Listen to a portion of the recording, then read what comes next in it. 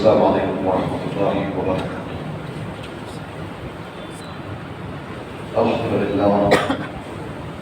للہ رب العالمین والعاقبۃ للمتقین والصلاة والسلام علی سید الانبیاء واشرف المرسلین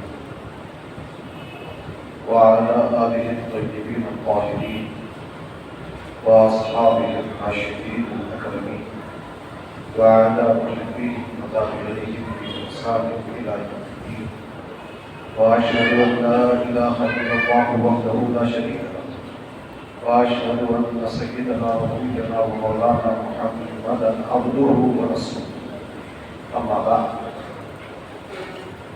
فأعوذ بالله من الشيطان الرجيم بسم الله الرحمن الرحيم إنا أعطيناك الكوثر فصل لربك وانحر إن شانئك هو الأبتر صدق الله العظيم وبلغنا رسوله النبي الأمين الكريم ونحن على ذلك لمن الشاهدين والشاكرين والحمد لله رب العالمين۔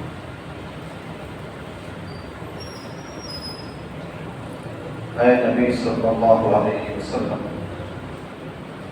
بے شک ہم نے آپ کو خیر کثیر عطا فرمایا ہے، بہت زیادہ خیر، بھلائی، نعمتیں ہم نے آپ کو عطا کی۔ تو اے حبیب صلی اللہ علیہ وسلم، آپ اپنے رب کے لیے نماز پڑھتے رہیے اور قربانی کیجیے۔ بے شک آپ کا دشمن ہی بے نام و نشان۔ حاضرین محترم، ایک بہت ہی مشہور و معروف سورہ مبارکہ کی تلاوت سے میں نے اپنے آپ کو مشرف کیا اور اس کا ترجمہ بھی آپ نے سماعت فرما دیا، اور میں سمجھتا ہوں کہ تقریباً یہ سورہ قرآن کریم کی دوسری سورتوں کے مقابل میں سب سے زیادہ معروف و مشہور ہے، کیونکہ یہ قرآن پاک کا سب سے چھوٹا سورہ ہے، اور چھوٹا ہونے کے ناطے عام طور پر بچوں کو سورہ فاتحہ سے بھی پہلے یہ سورہ یاد دلایا جاتا ہے۔ اب یہ جو سورہ ہے، اس کا شان نزول کیا ہے، اس سے عام طور پر لوگ ناواقف ہوتے ہیں۔ مفسرین کرام فرماتے ہیں کہ جب رسول اکرم صلی اللہ علیہ وسلم کے شہزادوں کا وصال ہو گیا، حضرت قاسم، حضرت عبداللہ اور حضرت ابراہیم، تینوں شہزادے بچپن ہی میں دنیا سے پردہ کر گئے۔ بچوں کا پردہ کر جانا، دنیا سے اٹھا دیا جانا، مصلحت خداوندی کے تحت تھا۔ عمومی طور پر گزشتہ زمانوں میں نبی کے بیٹے نبی ہوتے تھے، اور سرکار کے شہزادوں کو بھی بالغ ہونے تک، جوان ہونے تک باقی رکھا جاتا۔ تو اب ہمارے نبی تو آخری نبی خاتم النبیین ہیں، آپ کے بعد کوئی نبی آنے والا نہیں ہے، کہ سرکار نے ارشاد فرما دیا لوکان باقی نبی لکان عمر، اگر میرے بعد کوئی نبی ہوتے تو وہ عمر ہوتے۔ نبوت کا سلسلہ حضور ختم المرسلین سیدنا محمد رسول اللہ صلی اللہ علیہ وسلم پر ختم۔ تو اب اگر سرکار کے شہزادے بڑے ہونے تک زندہ رہتے تو نبی تو نہیں بنائے جانے والے۔ اگر نبی بنائے جاتے تو خاتم الانبیاء کی والمرسلین ہونے میں فرق آ جاتا، اور اگر نبی نہ بنائے جاتے تو اہل کتاب کو اعتراض کرنے کا موقع پیدا ہو جاتا کہ دیکھو گزشتہ زمانوں میں انبیاء کے بیٹے نبی ہوتے تھے، یہ کیسے نبی ہیں کہ ان کے بیٹے نبی نہیں بنے؟ मसलहत खुदावंदी थी कि बचपन ही में सरकार के शहजादों को रब तबारक व तआला ने अपने पास बुला। जब सरकार के शहजादों का विसाल हो गया तो आस इब्न वादिल नामी एक मुशरिक ने और साथ में दूसरे मुशरिकों ने सरकार के लिए नाज़ेबा कलिमात इस्तेमाल करने शुरू कर दिए। कहने लगे कि मोहम्मद के बेटे मर गए, अब ये बेनामो नशान हो गए, इनका कोई नाम लेने वाला क़यामत तक नहीं रहेगा। जब तक ये रहेंगे इनका नाम चलता रहेगा, जब इनका विसाल हो जाएगा तो फिर क़यामत तक इनका नाम लेने वाला कोई नहीं होगा। इसलिए कि बेटे तो चले गए, बेटे हो तो उनकी औलाद, उनकी औलाद, उनकी औलाद, सिलसिला चलता रहता है, नाम जारी रहता है। यहाँ बेटे चले गए हैं, लिहाजा मोहम्मद बेनामो निशान हो गए। जब ऐसा मुशरिकों ने कहा, जाहिर सी बात है कि सरकार के तलवाए नाजुक पर गिरा गुजरा। कोई भी बात आपको कही जाती है जो आपको तकलीफ देने वाली होती है, तो दिल पर आप उसका बोझ महसूस करते हैं। तो सरकार भी बहैसियत बशर तलवाए नाजुक पर गिरानी महसूस करने लगे। तो अल्लाह तबारक व तआला ने आपकी दिल जोई के लिए ये सूरह मुबारक नाज़िल फरमा दी और फरमाया, ऐ महबूब, आपको परेशान में तबाह होने की ज़रूरत नहीं है, कबीला खातिर होने की ज़रूरत नहीं है। इन्ना आतैना कल कौसर, हमने तो आपको बहुत सारी नेमतें अता फरमाई। ऐ हबीब, हमने आपको सय्यिदुल अंबिया वल मुरसलीन बना दिया, इमामुल अंबिया वल मुरसलीन बना दिया। ऐ हबीब, हमने आपको शफीउल मुज़न्निबीन बना दिया, शफाअत कुबरा का मनसब आपको अता फरमा दिया। ऐ हबीब, हमने आपको मकाम महमूद अता कर दिया, जहाँ अव्वलीन व आखिरीन आपकी तारीफ करेंगे। दुनिया में कुछ तारीफ करने वाले भी थे, कुछ गालियाँ देने वाले भी थे, कुछ फूल निछावर करने वाले भी थे, कुछ पत्थर और कांटे बिछाने वाले भी थे। दुनिया में हर किस्म के लोग पाए जाते थे, मगर मैदान क़यामत में जब आप मकाम महमूद पर जलवागर होंगे, रब तबारक व तआला भी जलवागर होगा, ऐसे में आपकी शान और आपकी मर्तबत देखकर हर कोई यहाँ दुनिया में गालियाँ देने वाला रहा हो, या कांटे बिछाने वाला रहा हो, या पत्थर बरसाने वाला रहा हो, हर कोई आपकी तारीफ करेगा। इसलिए कि आप मकाम महमूद पर जलवा फरोज होंगे। मकाम महमूद कहते ही, मकाम महमूद क्या है, इसकी हम हर अज़ान में अदा के बाद दुआ करते हुए वो बात मकाम महमूद अलज़ी बात कहते हैं कि ऐ अल्लाह, मोहम्मद अरबी सल्लल्लाहु अलैहि वसल्लम को वो मकाम महमूद अता फरमा जिसका तूने उनसे वादा फरमाया है। ये मकाम महमूद सरकार को मैदान महशर में दिया जाएगा, तो वहाँ सब के सब तारीफ करेंगे, कोई बुरा कहने वाला ना होगा। और फिर उसके बाद ऐ हबीब, हमने आपको हौज़े कौसर भी अता किया है। इन्ना आतैना कल कौसर, कौसर का एक माना हौज़े कौसर का भी है, कौसर का एक माना खैर कसीर, हर तरह की नेमतों की कसरत के भी है। मुफस्सिरीन इकराम ने हज़रत अब्दुल्लाह इब्न अब्बास रज़ियल्लाहु तआला अन्हु का ये कौल नक़ल की फरमाया है कि कुछ लोगों ने अर्ज़ किया, लोग कहते हैं कि इन्ना आतैना कल कौसर से मुराद हौज़े कौसर है, इसका क्या मतलब हुआ? तो हज़रत अब्दुल्लाह इब्न अब्बास जो रईसुल मुफस्सिरीन हैं वो फरमाते हैं, मैं इसकी तफसीर खैर कसीर से करता हूँ। हर तरह की नेमतों की कसरत अल्लाह ने आपको दी है, और जब हर तरह के नेमतों की कसरत की तफसीर हम करेंगे तो हौज़े कौसर भी इसमें दाखिल हो जाएगा, हौज़े कौसर भी इसमें शामिल होगा। तो हौज़े कौसर नेमतों की कसरत से बाहर नहीं है। तो ऐ हबीब, हमने आपको हर तरह की नेमतों की कसरत से नवाजा है, आपको परेशान होने की ज़रूरत नहीं है, कबीला खातिर होने की ज़रूरत नहीं है। बकने दो इन बकने वालों को, विद्यान बकने वाले बकते रहेंगे, बुरा कहने वाले बुरा कहते रहेंगे, उनकी तबीयतों में खराबी है, उनकी नीयतों में फतूर है, वो तो बुरा कहते रहेंगे, मगर आपको कबीला खातिर होने की ज़रूरत नहीं है। हमारा आप पर बेपाया करम है, बेपाया इनाम और एहसान है। इन्ना आतैना कल कौसर, बेशक ऐ हबीब, हमने आपको हर तरह की नेमतों की कसरत अता फरमाई है, हर नेमत बहुत ज़्यादा अता फरमाई। جب ہم نے بہت ساری نعمتیں دی ہیں تو اے حبیب آپ کو بھی کچھ کرنا ہوگا. وہ کیا ہے؟ تو اگلی آیت میں فرمایا فَصَلِّ لِرَبِّكِ. ان نعمتوں کے شکرانے کے طور پر اے حبیب آپ اپنے رب کے لیے نماز پڑھتے رہیے.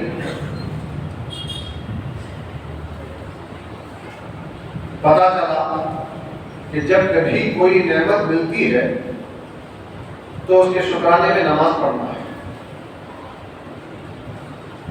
بات صرف فرض نمازوں کی نہیں ہو رہی. فرض نمازیں تو لازم، کسی کو اس سے مفر نہیں. اس سے ہٹ کے جب کبھی کوئی نعمت ملے، ہمارے پاس طریقہ ہے کہ کبھی کوئی کامیابی ملتی ہے، کہیں کوئی نعمت مل جاتی ہے تو خوشی میں مٹھائی تقسیم کرنے لگتے ہیں، خوشیاں منانے لگتے ہیں. یہ ہمارے طریقے ہیں. اللہ تعالیٰ یہاں ایک طریقہ بتا رہا ہے کہ تم پر کوئی انعام ہو، کوئی کرم ہو تو فوری شکرانے کے 2 رکعت نماز پڑھ لو. اس سورے سے ہمیں درس مل رہا. نماز پڑھو گے کیا ہوگا؟ میں آپ کو ایک حدیث قدسی سناتا ہوں آگے. عن رسول اللہ صلی اللہ علیہ وسلم، رسول پاک صلی اللہ علیہ وسلم سے روایت ہے. عن اللہ تعالی، سرکار اللہ سے روایت کرتے ہیں. قال اللہ سبحانہ، اللہ تعالیٰ فرماتا ان لی مع المصلین 3 شرائط.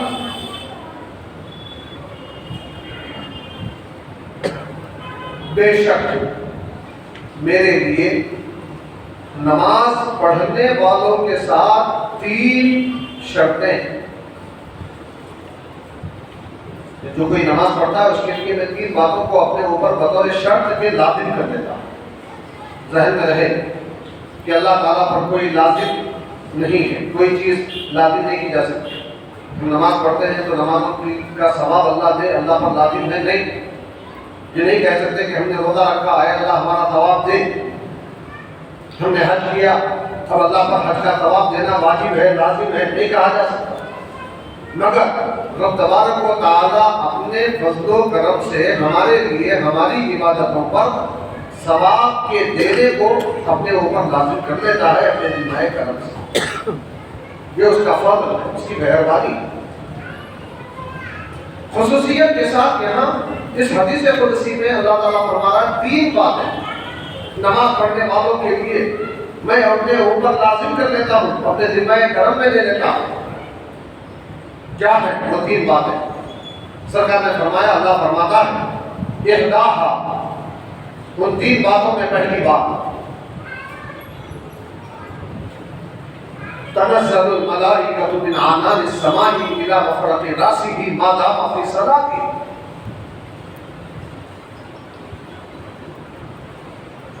رحمت آسمان کی بلندیوں سے نماز پڑھنے والے کے سر کی مانگ تک اترتے رہتی ہے جب تک کہ بندہ نماز میں رہے. آپ نے رکعت باندھی، آسمانوں سے رحمت اترنا شروع ہوئی سیدھا سر پر. کب تک؟ جب تک آپ نے سلام نہیں کیا. تو یہ پہلی چیز میں اپنے ذمہ لے رہا ہوں. اللہ فرما رہا کہ میں رحمت نازل کرتا ہوں. اللہ کا وعدہ جھوٹا نہیں. اللہ قرآن پاک میں فرماتا ہے وَمَنْ أَصْدَقُ مِنَ اللَّهِ قِيلًا. قول کے اعتبار سے اللہ سے زیادہ سچا کون ہے؟ فرمایا وَمَنْ أَصْدَقُ مِنَ اللَّهِ حَدِيثًا. گفتگو کے اعتبار سے اللہ سے زیادہ سچا کون ہے؟ اللہ سچا وعدہ فرماتا ہے. نمازی نماز میں آتا ہے، پوری اس کے شرائط پورے کر کے نماز کے اندر کھڑا ہو جاتا ہے تو رحمتوں کا ایسا نزول ہوتا ہے کہ اس کے دل کو اطمینان کی کیفیت حاصل ہوتی ہے. نماز میں اس کا دل لگنا شروع ہو جاتا ہے. یہ پہلی چیز. اس کے بعد اللہ فرماتا ہے وَثَانِيهَا،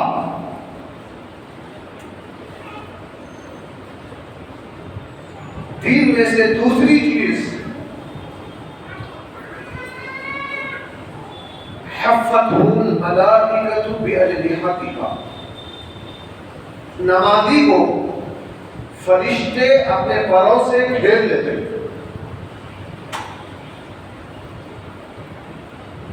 پھر اس کے بعد فرمایا وَثَالِثُهَا، اور تین باتوں میں تیسری چیز جو میں اپنے اوپر نازل کر لیتا ہوں یہ ہے کہ اناجی بھی میں خود بندے سے سرگوشی کرتا ہوں.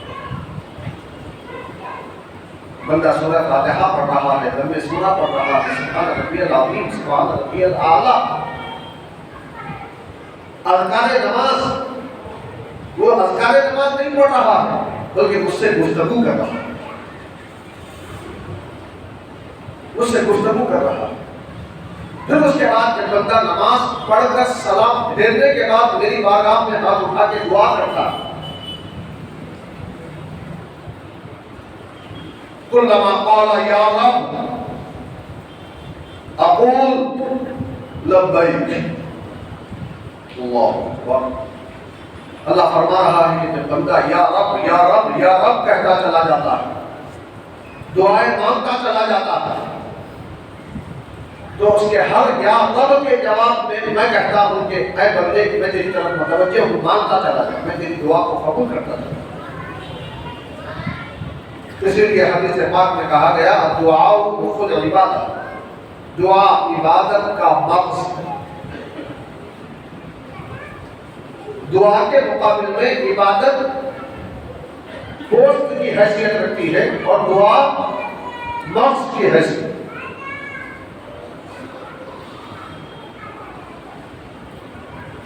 اور ایسی اہم دعا سے آج کل روح گردانی بڑھتی جا رہی ہے. جمعہ کی نماز میں بڑا اجتماع ہوتا ہے، ہدایت میں بڑی جمعیت ہوتی ہے، مگر نماز کے بعد لوگ دعا تک بھی انتظار نہیں کر پاتے، بھاگنے کی جلدی. حالانکہ وہ عبادت کا وقت ہے، جو ہم نے عبادت کی ہے اس کا پھل لینے کا وقت ہے. ہم یا رب کہتے ہیں، اللہ کہتا ہے بندے میں تیری طرف متوجہ ہوں، لبیک، مانگ جو مانگنا میں تجھے عطا کرتا تھا. اسی لیے اسی حدیث میں سرکار آگے ارشاد فرماتے ہیں لو علم المصلی من یناجی، اگر نمازی یہ جان لیتا کہ کس سے گفتگو کر رہا ہے، حالت نماز میں کس سے وہاں پہ گفتگو ہے، ملتفت، بندہ پلٹ کے نہ جاتا، اسی سے ہم کلامی میں مشغول رہتا. آج ہم کو وہ لذت حاصل نہیں ہو رہی. کیوں؟ اس لیے کہ جیسی توجہ ہم کو عبادتوں میں حاصل ہونی چاہیے ویسی ہماری توجہ نہیں. ہم عادتاً عبادت کر رہے ہیں، عبادتاً عبادت نہیں کر رہے. نماز پڑھنا ہے، پڑھ رہے ہیں، ایک ڈیوٹی سمجھ کے پورا کر رہے ہیں. اس لیے عبادت کی چاشنی سے محروم ہے. اللہ ہم سب کو عبادت کی چاشنی عطا فرمائے.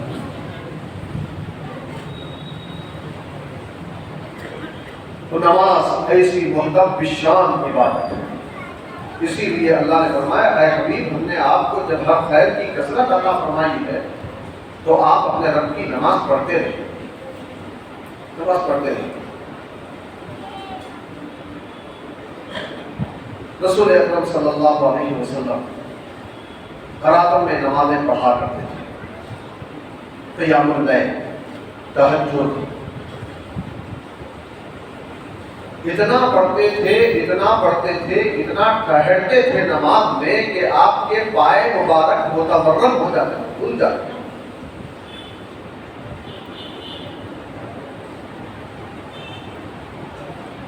آپ کی اس کیفیت کو دیکھ کر ام المؤمنین سیدتنا عائشہ صدیقہ رضی اللہ تعالیٰ عنہا نے عرض کی یا رسول اللہ کیا اللہ تعالیٰ نے آپ پر کرم نہیں فرمایا؟ اللہ تعالیٰ نے کیا آپ کو اپنی نعمتوں سے سرفراز نہیں فرمایا؟ اتنی نمازیں پڑھنے کی کیا ضرورت ہے؟ تو سرکار نے فرمایا افلا اکون عبدا شکورا، کیا میں میرے رب کا شکر گزار بندہ نہ بنوں؟ اللہ نے مجھ پر انعامات فرمائے ہیں، اس کے شکرانے میں نمازیں پڑھ رہا ہوں۔ نعمتیں ملتی جائیں، شکرانہ بڑھایا جائے، شکر بڑھے گا تو اللہ وعدہ فرما رہا ہے لئن شکرتم لازیدنکم، اگر تم شکر کرو گے تو میں اور دوں گا۔ جس نعمت پر شکر کرو گے وہ نعمت اور بڑھاتا ہے۔ تو ایک تو اے حبیب اللہ نے جو انعامات آپ پر فرمائے ہیں، جو خیر کثیر آپ کو دیا ہے، اس پر اپنے رب کی نماز پڑھتے رہیے۔ دوسرا وَالْحَاقِ، اور قربانی کیجیے۔ قربانی عید قربان ہے، اس مناسبت سے ذہن میں رکھیں کہ قربانی، جیسے میں نے کل بھی عید کی نماز سے پہلے چند جملوں میں ایک مسئلہ بتایا تھا، تقریباً آج ہر مسلمان پر قربانی واجب ہوتی ہے الا ماشاء اللہ، کیونکہ چاندی کا نصاب 42.5 تولے، کسی کے پاس 42.5 تولے چاندی یا اس کی قیمت کے برابر پیسے اور ضرورت سے زیادہ سامان موجود ہو تو اس کا قربانی واجب ہے۔ موٹا موٹا حساب اگر آپ دیکھیں گے تو آپ کے پاس موبائل 20,000 کا ہے، فریج ہے، ٹی وی ہے، کپڑے زائد ہیں، چپل زائد ہیں، برتن زائد ہیں، بستر زائد ہے، اپنی ضرورتوں سے جو بھی زائد ہے اس کے پیسوں کا حساب کرتے چلے جائیں تو آپ 42.5 تولے چاندی سے بھی زیادہ کی قیمت کے مالک بن جاتے ہیں۔ تو قربانی تقریباً ہر شخص پر واجب ہے۔ اگر کوئی ادا نہیں کیا ہے تو ابھی وقت ہے، آج کا دن پورا باقی ہے، کل کا دن بھی پورا باقی ہے کہ فوری طور پر قربانی کرنے کے لیے اپنے آپ کو آمادہ کریں، اور اگر جیب میں اب پیسے نہ ہوں تو قرضہ لے قربانی کریں، اس لیے کہ یہ 3 دن، ان 3 دنوں کے بارے میں حدیث پاک میں آتا ہے کہ اگر کوئی لاکھوں کروڑوں روپے بھی خیرات کر دے تو وہ ثواب نہیں ملے گا جتنا جانور کا خون بہانے سے ملتا ہے۔ حدیث پاک میں آتا ہے کہ اللہ تعالیٰ کے پاس قربانی کے دنوں میں جانور کا خون بہانے سے بڑھ کر کوئی اور عمل پسندیدہ نہیں ہے۔ جانور کا خون زمین پر گرنے سے پہلے اللہ تعالیٰ قبول فرما ہے۔ نماز ہم پڑھتے ہیں، امید ہے کہ قبول ہوگی، یقین نہیں۔ ہمارے روزے قبولیت کی امید رکھتے ہیں، یقین نہیں۔ کوئی بھی عبادت قبول ہو سکتی ہے، یقینی طور پہ ہم نہیں کہہ سکتے، مگر قربانی ایک ایسی نیکی ہے ادھر ہم نے کی ادھر اللہ نے قبول فرمایا۔ ابھی خون کا خطرہ زمین پر نہیں گرا، جب انچ کا فاصلہ اللہ تعالیٰ اس نیکی کو قبول کر دیتا ہے۔ تو اسی لیے میں نے کل عید کی نماز سے پہلے بھی کہا تھا کہ قربانی سے بچنے کے بہانے مت تلاشو، قربانی کرنے کے بہانے تلاشو۔ کیسے ہم قربانی کر سکتے ہیں؟ یہاں ایک مسئلہ اور بھی ذہن میں رہے، بار بار لوگ یہ بتا رہے ہیں فون کے ذریعے کہ عام طور پر کم عمر جانوروں کی قربانی دی جا رہی ہے۔ مسئلہ ذہن میں رہے کہ چھوٹا جانور 1 سال کا ہونا ضروری ہے۔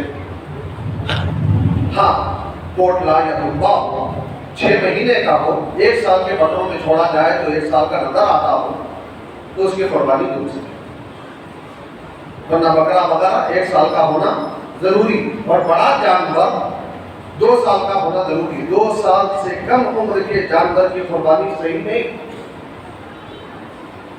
کیونکہ قربانی صرف دکھاوا کرنے کا نام نہیں، نام و نمود شان و شوکت کے اظہار کا نام نہیں، قربانی اللہ کے حکم کی تعمیل کا نام۔ جو شرائط شریعت نے مقرر کیے ہیں اس کا پورا کرنا ضروری۔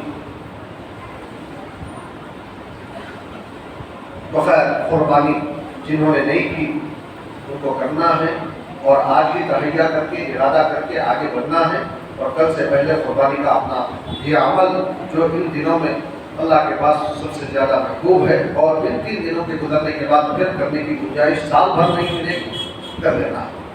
پھر اس کے بعد اللہ تعالیٰ نے فرمایا ٹھیک ہے، وہ جو دشمن بولا تھا عاصم نے وائل سرکار کے شہزادوں کے انتقال کے بعد، وصال کے بعد، کہ محمد بے نام و نشان ہو گئے، اللہ نے 30ویں آیت میں اس کا جواب دیا اور فرمایا ان شانئک ھو الابتر، اے حبیب آپ کا جو دشمن ہے وہی بے نام و نشان ہونے والا، اولاد رکھ کے بھی بے اولاد ہونے والا،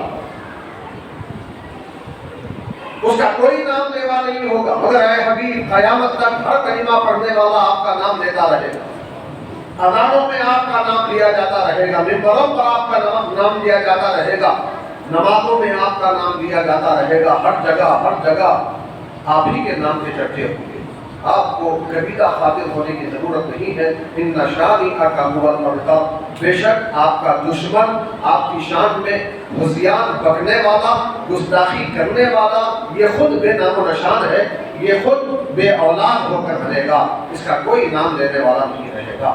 تو یہ سورہ کوثر ہے جو تقریباً بچے کو یاد ہوتا ہے، اس کا شان نزول اور اس کا مفہوم بھی ہم کو سمجھنا ضروری تھا۔ اس مناسبت سے اور ایام قربانی کی مناسبت سے آج کا میں نے یہ عنوان رکھا۔ اللہ تعالیٰ سے دعا ہے کہ اللہ تعالیٰ ہمارے بولنے اور سننے کو قبول فرمائے، ہمارے بولنے اور سننے میں کوئی کوتاہی ہو گئی ہو تو اسے معاف فرمائے اور ہمیں سیدھے راستے پر چلتے رہنے کی توفیق عطا فرمائے، عزت کی، اسلام کی، صحت و عافیت کی لمبی زندگی عطا فرمائے، ایمان کی موت نصیب فرمائے۔ وصلی اللہ وسلم علی خیر خلقہ سیدنا محمد و آلہ و صحبہ اجمعین والحمد للہ رب العالمین۔